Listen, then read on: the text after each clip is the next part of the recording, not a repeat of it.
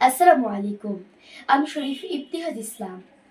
আবৃত্তি করছি পল্লী কবি জসীমউদ্দিনের লেখা কবিতা আসমানি।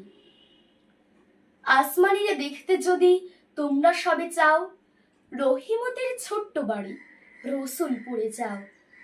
বাড়ি তো নয় পাখির বাসা, ভেন্না পাতার ছানি। একটুখানি বৃষ্টি হলেই গড়িয়ে পড়ে পানি। একটুখানি হাওয়া দিলে ঘর নড়বড় করে।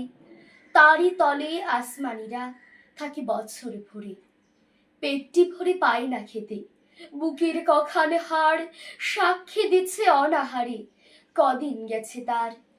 মিষ্টি তাহার মুখটি হতে হাসির প্রদীপ রাশি, থাপড়েতে নিভিয়ে গেছে দারুণ অভাবাসী।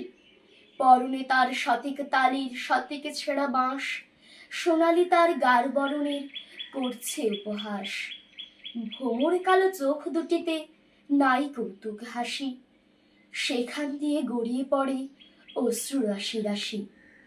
বাঁশের মতো সুরটি গলায় ক্ষয় হলো তাই কেঁদে, হয়নি সুযোগ লয় যে সে সুর গানের সুরে বেঁধে।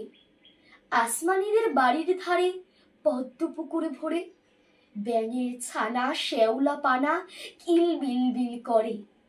ম্যালেরিয়ার মশক সেথা বিষ গুলিছে জলে, সেই জলেতে রান্না খাওয়া আসমানিদের চলে।